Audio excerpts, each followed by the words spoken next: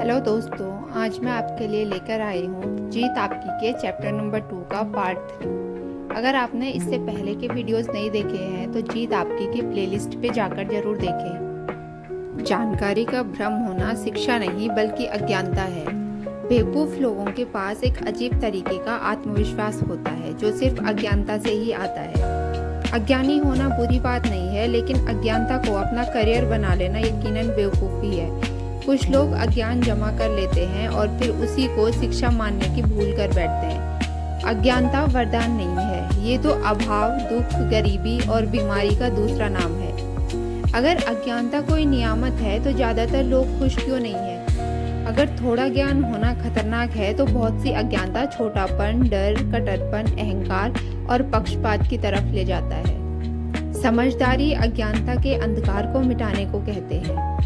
हम सूचना युग में जी रहे हैं। एक अंदाज के मुताबिक सूचना की मात्रा हर साल दोगुनी होती जा रही है। सूचनाओं के इतनी सरलता से उपलब्ध होने के कारण इन दिनों अज्ञानता को मिटाना आसान है। लेकिन दुख की बात यह है कि हमें ज़रूरी चीज़ों के अलावा बाकी हर चीज़ सिखाई जाती है। हमें लिखना पढ़ना सिखाया जाता है, पर ऐसी बौद्धिक शिक्षा किस काम की जो इंसान को दूसरों की इज्जत करना और हमदर्दी से पेश आना ना सिखाए। हमारे स्कूल ज्ञान के झरने हैं। कुछ छात्र वहाँ अपनी प्यास मिटाने, कुछ चुस्की भरने और कुछ केवल कुल्ला करने जाते हैं। व्यावहारिक समझ। हमने 5 ज्ञानेंद्रियों के साथ जन्म लिया है। हमारे पास छू, चख, देख, सूंघ और सुनकर महसूस करने की क्षमता है। पर सफल लोगों के पास एक छठी इंद्री भी होती है जिसे व्यावहारिक समझ कहते हैं। चीज़ों को उनके वास्तविक रूप में देखने और उनसे संबंधित कार्यवाही को सही ढंग से करने की क्षमता ही व्यावहारिक समझ है।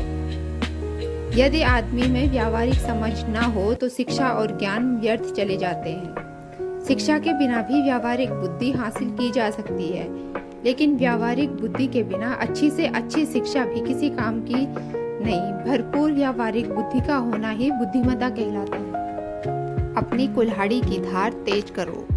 जॉन नाम का एक लकड़हारा एक कंपनी में 5 साल से काम कर रहा था, पर उसे कभी तरक्की नहीं मिली। उसी कंपनी में बिल नाम के एक और लकड़हारे को भी नौकरी पर रखा और उसे साल भर में ही तरक्की मिल गई। जॉन ने बिल को 1 साल के अंदर ही तरक्की दिए जाने का विरोध किया और इस बात करने के लिए अपने बॉस के पास गया। उसके बॉस ने जवाब दिया, तुम अब भी उतने ही पेड़ काटते हो जितने 5 साल पहले काटते थे। हमारी कंपनी में नतीजे को देखा जाता है। अगर तुम अधिक पेड़ काटने लगो तो हमें तुम्हारा वेतन बढ़ाकर खुशी होगी। जॉन वापस आया। उसके बाद वो अधिक मेहनत से और ज़्यादा देर तक पेड़ काटने लगा। इसके बावजूद वह ज़्यादा पेड़ नहीं काट सका। उसने अपनी यह परेशानी बॉस को बताई। बॉस ने उसे बिल से बात करने का सुझाव दिया। उसने कहा, शायद बिल को कुछ मालूम है जो मैं और तुम नहीं जानते। जॉन ने बिल से पूछा कि वह ज़्यादा पेड़ कैसे काट लेता है। बिल ने जवाब दिया, मैं हर पेड़ काटने के बाद 2 मिनट के लिए काम रोक देता हूँ और अपनी कुल्हाड़ी की धार तेज करता हूँ। तुमने कब अपनी कुल्हाड़ी की धार आखिरी बार कब तेज की थी? पिछली शिक्षा और गौरव का ज़्यादा महत्व नहीं होता। हमें अपनी कुल्हाड़ी की धार लगातार तेज करनी होगी। अपने दिमाग को खुराक दीजिए। जिस तरह हमारे शरीर को हर रोज अच्छे खाने की ज़रूरत होती है, उसी तरह हमारे मस्तिष्क को भी हर रोज अच्छे विचारों की ज़रूरत होती है। इस वाक्य में सबसे अहम शब्द अच्छा खाना और अच्छे विचार हैं। अगर हम अपने शरीर को रोज सड़े गले खाने और अपने दिमाग को रोज बुरे विचारों की खुराक दें तो हमारा शरीर और दिमाग बीमार पड़ जाएंगे। सही पटरी पर बने रहने के लिए हमें अपने मस्तिष्क को शुद्ध और सकारात्मक खुराक देनी होगी। शिक्षा एक खजाना है। लगातार सकारात्मक शिक्षा प्राप्त करने से सकारात्मक विचार जन्म लेते हैं। सकारात्मक सोच वाले लोग उन खिलाड़ियों की तरह होते हैं जो लगातार अभ्यास करके अपने अंदर ताकत का एक भंडार जमा कर लेते हैं, जिसका इस्तेमाल वे मुकाबले के वक्त करते हैं। बिना अभ्यास के जब भंडार ही नहीं रहेगा तो वे भरोसा किस पर करेंगे? इसी तरह अच्छी सोच वाले लोग अपने दिमाग को रोज शुद्ध, शक्तिशाली और सकारात्मक विचारों की खुराक देकर अपने अंदर उम्मीदों से भरे नजरिए का एक सुरक्षित भंडार जमा कर लेते हैं। वे इस बात को समझते हैं कि हम सभी को बुराई और नकारात्मक विचारों से सामना होगा। अगर हमारे पास अच्छे विचारों का एक सुरक्षित भंडार होगा तो हम उन नकारात्मक विचारों पर जीत हासिल करने में कामयाब हो जाएंगे, वरना वे हम पर हावी हो जाएंगे। अच्छी सोच वाले लोग मूर्ख नहीं होते। वे आंखों पर पट्टी बांधकर जिंदगी नहीं बिताते। वे जिंदगी में जीत हासिल करने वाले ऐसे लोग होते हैं जिन्हें अपनी सीमाएं मालूम होती है, पर वे अपनी मजबूतियों पर ध्यान देते हैं। दूसरी तरफ हारने वालों को अपनी मजबूतियों का एहसास होता है, पर उनका सारा ध्यान अपनी कमजोरियों पर टिका रहता है। 5वां कदम है अच्छे स्वाभिमान का निर्माण कीजिए। स्वाभिमान क्या है? स्वाभिमान खुद अपने बारे में महसूस करने का नजरिया है। जब हम अपने बारे में अच्छा महसूस करते हैं तो हम बेहतर काम करते हैं। घर और दफ्तर में हमारे रिश्ते बेहतर हो जाते हैं। दुनिया हमें ज्यादा अच्छी लगने लगती है। इसकी वजह क्या हो सकती है? वजह ये है कि हमारी भावनाओं और व्यवहार में सीधा रिश्ता होता है, क्योंकि हम किसी चीज या बात के बारे में जैसा महसूस करेंगे वैसा ही उसके प्रति व्यवहार करेंगे। स्वाभिमान कैसे विकसित करें? अगर हम अच्छा स्वाभिमान जल्दी बनाना चाहते हैं तो इसका सबसे अच्छा तरीका ये है कि हम कुछ काम ऐसे लोगों की मदद के लिए करें जो उसका बदला ना तो पैसे से न ही कुछ और देकर चुका सकते हैं। कुछ साल पहले मैंने कैदियों को नजरिया और आत्मसम्मान विकसित करने के तरीके सिखाने का कार्यक्रम चला रहा था। उस दौरान मैंने कुछ हफ्तों में ही इतना कुछ सीखा जितना कि मैं कुछ सालों में नहीं सीख सका।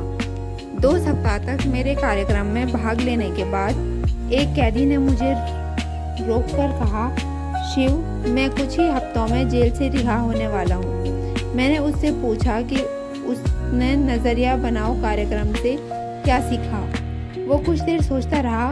उसके बाद उसने कहा कि अब वो अपने बारे में अच्छा महसूस कर रहा है। मैंने कहा, मेरे लिए इस अच्छा शब्द का कोई मायने नहीं है। मुझे ये बताओ कि तुम्हारे व्यवहार में खास बदलाव क्या आया है। दरअसल मेरा मानना है कि यदि सीखने वाले के व्यवहार में बदलाव न आए तो ये नहीं माना जा सकता कि उसने वास्तव में सीखा है। उस कैदी ने मुझसे कहा कि अब वो हर रोज बाइबल पढ़ता है। तब मैंने उससे पूछा कि बाइबल पढ़ने का उस पर क्या असर पड़ा। उसने जवाब दिया कि अब वो खुद अपने साथ और दूसरों के साथ बेहतर महसूस करता है। ऐसा उसने पहले कभी महसूस नहीं किया था। मैंने उससे कहा, ये तो ठीक बात है, लेकिन सबसे ज़रूरी ये है कि जेल से छूटने के बाद तुम क्या करोगे। उसने मुझसे कहा कि वो समाज का एक जिम्मेदार सदस्य बनने की कोशिश करेगा। मैंने अपना सवाल दोहराया तो फिर भी उसने वही जवाब दिया। मैंने उसे एक बार फिर पूछा, जेल के छूटने के बाद तुम क्या करोगे। जाहिर सी बात है मैं किसी अलग जवाब की उम्मीद कर रहा था, लेकिन इस बार उसने गुस्से से भरी हुई आवाज में जवाब दिया, मैं समाज का एक जिम्मेदार नागरिक सदस्य बनूंगा। तब मैंने उसे बताया कि उसके पहले के जवाब और इस बार के जवाब में एक शब्द का अंतर था। उसने पहले कहा बनने की कोशिश करूंगा, लेकिन इस बार कहा कि मैं बनूंगा। इन दोनों जवाबों में कोशिश शब्द का फर्क था। हम कोई काम करते हैं या नहीं करते हैं, वह कोशिश शब्द उसकी जेल वापसी के लिए दरवाजों को खुला रखता। हमारी बातचीत सुन रहे एक दूसरे कैदी ने मुझसे पूछा, शिव, क्या तुम्हें ये सब करने के लिए क्या मिलता है। मैंने उससे कहा, मुझे यहाँ पर जो भी भावनात्मक संतुष्टि मिल रही है वो पैसे से ज़्यादा कीमती है। अब उसने पूछा, तुम यहाँ क्यों आते हो। मैंने कहा, मैं अपने स्वार्थ की वजह से आता हूँ। मुझे इस दुनिया को जीने के लिए एक बेहतर जगह बनाना चाहता हूँ। इस तरह की आत्मसंतुष्टि लाभदायक होती है। संक्षेप में कहा जाए तो हम व्यवस्था में जो लगाते हैं हमको हमेशा उसका पुरस्कार भी मिलता है, और कई बार तो वो हमारे लगाए गए से बहुत ज़्यादा होता है। लेकिन हमको लगाते समय बदले में कुछ पाने की इच्छा नहीं रखनी चाहिए। एक और कैदी ने कहा, जो लोग करते हैं वो उनका निजी मामला है। अगर कोई नशीली दवाएं लेता है तो इससे तुम्हारा क्या लेना देना है। तुम उन्हें उनके हाल पर क्यों नहीं छोड़ देते हो। मैंने जवाब दिया, मेरे दोस्त, हालांकि मैं तुमसे सहमत नहीं हूँ, फिर भी मैं तुम्हारी ये बात मान लूंगा कि उससे मेरा कोई लेना देना नहीं है। लेकिन क्या तुम मुझे ये गारंटी दे सकते हो कि जब भी कोई नशीली दवाएं खाकर कार चलाएगा तो उसकी कार केवल पेड़ से ही टकराएगी। तुम इसकी गारंटी दो, मैं तुम्हारी बात मना लूंगा। अगर तुम ये गारंटी नहीं दे सकते कि उसकी कार टकराकर तुम, मैं या हमारे बच्चे मौत के शिकार नहीं बनेंगे, तो फिर मेरा यकीन करो कि मेरा उस बात से संबंध है। मुझे उस आदमी को सड़क से दूर रखना होगा। ये मेरी जिंदगी है, मैं जो चाहूँगा वही करूँगा। इसे एक जुल्म ने फायदे से कहीं अधिक नुकसान किया है। लोग शब्दों की सच्ची भावना की उपेक्षा कर देते हैं और उसका मतलब अपनी सुविधा के अनुसार निकाल लेते हैं। ऐसे लोगों ने इस जुल्म को स्वार्थ से जोड़ दिया है, जिसका बुरा असर न केवल उन पर बल्कि उनके आसपास के पूरे माहौल पर पड़ता है। ये लोग भूल जाते हैं कि हम अलग अलग नहीं रहते। आप जो करते हैं उसका असर मुझ पर पड़ता है और मैं जो करता हूँ उसका असर आप पर पड़ता है। हम सब एक दूसरे से जुड़े हुए हैं। हमें ये महसूस करना होगा कि इस धरती पर हम सभी की साझेदारी है। हमें जिम्मेदारी से व्यवहार करना सीखना होगा। दुनिया में दो तरह के लोग हैं, देने वाले और लेने वाले। लेने वाले अच्छा खाते हैं और देने वाले अच्छी तरह सोते हैं, लेकिन वालों में ऊंचे दर्जे के आत्मसम्मान की भावना होती है।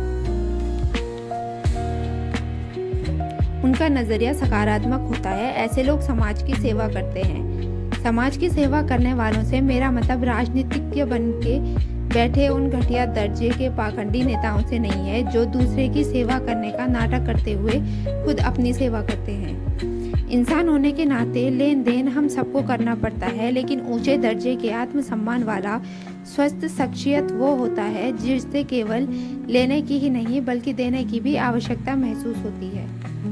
एक आदमी अपनी नई कार धो रहा था। तभी उसके पड़ोसी ने पूछा, आपने ये कार कब खरीदी? उस आदमी ने जवाब दिया, इसे मेरे भाई ने दिया है। पड़ोसी ने कहा, काश मेरे पास भी ऐसी कार होती। इस पर उस आदमी ने कहा, आपको ये नहीं सोचना था कि काश मेरा ऐसा कोई भाई होता। पड़ोसी की पत्नी उनकी बातचीत सुन रही थी। उसने बीच में टोककर कहा, मैं सोचती हूँ काश वो भाई मैं होती। ये सोचने का कितना सकारात्मक नजरिया है।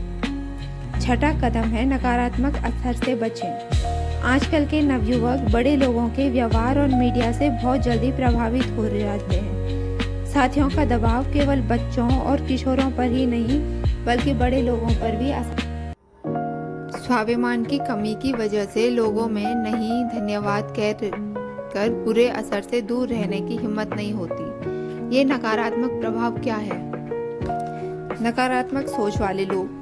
एक चील का अंडा किसी तरह एक जंगली मुर्गी के घोंसले में चला गया और बाकी अंडों के साथ मिल गया। समय आने पर अंडा फूटा। चील का बच्चा अंडे से निकलने के बाद ये सोचता बड़ा हुआ कि वो मुर्गी है। वो उन्हीं कामों को करता जिन्हें मुर्गी करती थी। वो जमीन खोदकर अनाज के दाने चुगता और मुर्गी की तरह ही कुड़कुड़ाता। वो कुछ फीट से अधिक उड़ान नहीं भर सकता था क्योंकि मुर्गी भी ऐसा ही करती थी। एक दिन उसने आकाश में एक चील को बड़ी शान से उड़ते देखा। उसने मुर्गी से पूछा, उस सुंदर चिड़िया का नाम क्या है? मुर्गी ने जवाब दिया, वो चील है। वो एक शानदार चिड़िया है, लेकिन तुम उसकी तरह उड़ान नहीं भर सकती क्योंकि तुम तो मुर्गी हो। चील के बच्चे ने बिना सोचे विचारे मुर्गी की बात को मान लिया। वो मुर्गी की जिंदगी जीता हुआ ही मर गया। सोचने की क्षमता न होने के कारण वो अपनी विरासत को खो बैठा। उसका कितना बड़ा नुकसान हुआ। वो जीतने के लिए पैदा हुआ था, पर वो दिमागी रूप से हार के लिए तैयार हुआ था। अधिकतर लोगों के लिए यही बात सच है। जैसा कि ओलिवर वेंडल होम्स ने कहा है, हमारी जिंदगी का सबसे दुर्भाग्यपूर्ण पहलू ये है कि ज्यादातर लोग मन में कुछ करने की इच्छा लिए ही कब्र में चले जाते हैं। हम अपनी ही दूरदर्शिता की कमी की वजह से बेहतरी हासिल नहीं कर पाते। अगर हम चील की तरह आकाश की बुलंदियों को छूना चाहते हैं तो हमको चील के तौर तरीकों को सीखना होगा। अगर हम खुद को कामयाब लोगों के साथ जोड़ेंगे तो हम भी कामयाब हो जाएंगे। दोस्तों, उम्मीद है आपको ये वीडियो अच्छा लगा होगा। जीत आपकी के आगे के वीडियोस देखने के लिए चैनल को सब्सक्राइब करें।